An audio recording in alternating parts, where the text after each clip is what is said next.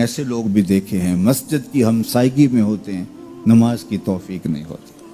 بعض اوقات یہ دیکھنے میں آتا ہے کہ کوئی جنازہ ہو جاتا ہے تو ظہر کے بعد جنازہ ہے، عصر کے بعد جنازہ ہے، تو گھر بالکل مسجد کے قریب ہے، تو ظہر کے بعد میت اٹھائی جائے گی، تو سب وضو سے ہوتے ہیں، تو نماز کا وقت ہوا تو سب مسجد میں چلے گئے کہ نماز پڑھیں، اس کے بعد جنازہ اٹھائیں گے، اور بے نمازی ادھر ادھر گلیوں میں منہ چھپاتے پھر رہے ہوتے ہیں، وضو بھی کیا ہوا ہے رسماً، لیکن مسجد میں جانے کی توفیق نہیں مل رہی۔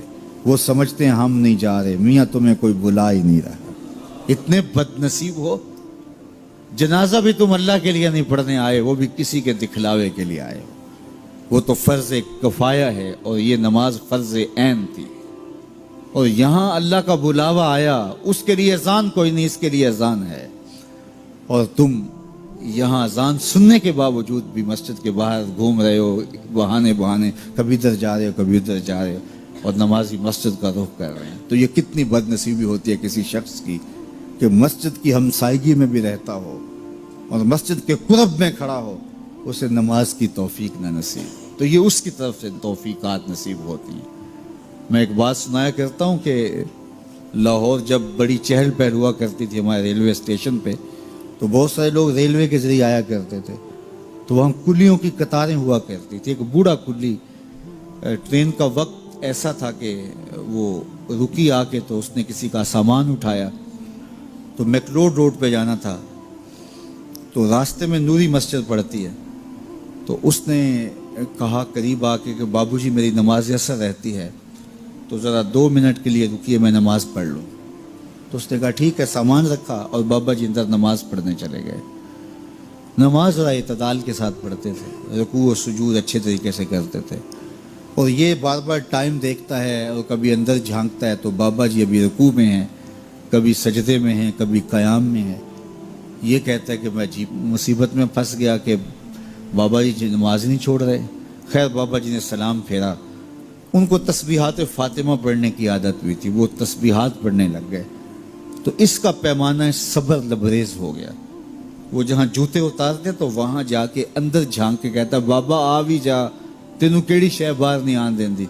تو بابے نے یوں پلٹ کے دیکھا اور مسکرا کے کہا پتر جڑی شے تینوں اندر نہیں آن دیندی۔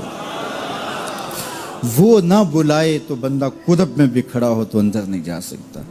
اللہ سے توفیق مانگو کہ ہماری نسلوں میں بھی کوئی بے نمازی نہ ہو، 5 گانا نماز کی عادت زندگی میں رچ بس جائے، ہماری اولادیں بھی رب کے حضور سجدہ ریز ہونے والی ہیں۔ قیامت کے دن جب حکم ہوگا کہ اللہ کو سجدہ کرو، بے نمازی اس دن تو چاہیں گے سجدہ کریں، آج کوئی نماز پڑھتا ہے یا نہیں پڑھتا، اس دن تو ہر کوئی چاہے گا کہ آج سجدہ کریں، لیکن بے نمازی چاہے گا کمر اکڑ جائے گی، سجدہ کر نہیں سکے گا۔ قرآن بتاتا ہے کچھ لوگ جہنم کی طرف دھکیل کے لے جائے جا رہے ہوں گے، ان کو کچھ لوگ پوچھیں گے ما سلککم فی سقر، تم جہنم کو کیوں جا رہے ہو؟ تو وہ کہیں گے لم نک من المصلی، ہم نماز نہیں پڑھا کرتے تھے۔ تو 5 گانا نماز یہ زندگی میں شامل کر لو، کبھی بھی نماز قضا نہ ہونے پائے۔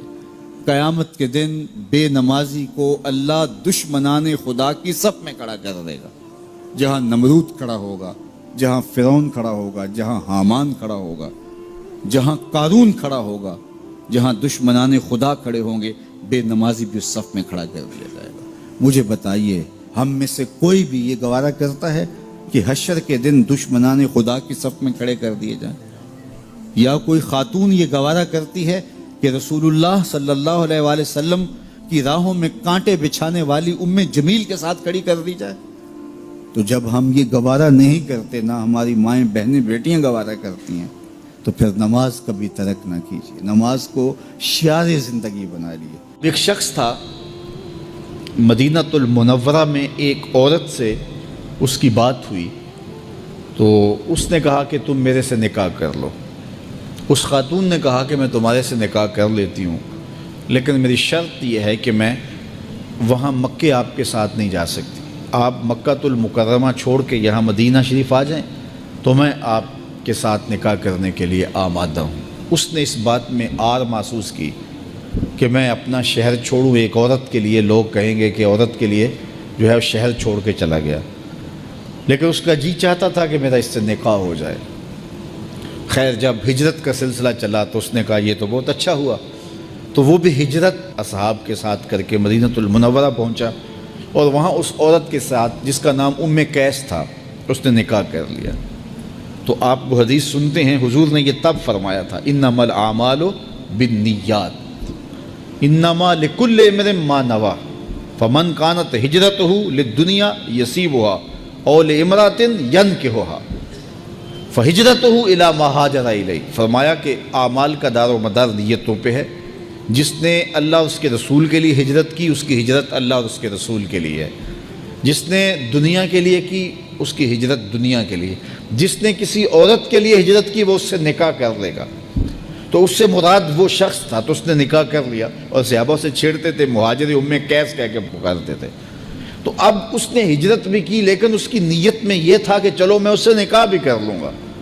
اب یہ بات ذہن میں رکھیے گا کہ نیت کا استحضار یہ بہت زیادہ ضروری ہے۔ یہ یہاں جو طلباء پڑھتے ہیں، اگر ان کی نیت ہو کہ چلو عالم بھی بن جائیں گے، عالم بنیں گے تو پھر خوب عزت کمائیں گے، پھر جو ہے وہ لوگوں کی آنکھوں پہ پلکوں پہ بیٹھیں گے، چونکہ اس دور میں بھی لوگ علماء کی قدردانی کرتے ہیں، تو پھر ان کا مقصد اگر یہ ہو گیا تو پھر ان کا ایک ایک حرف پڑھنا دنیا داری بن جائے گی۔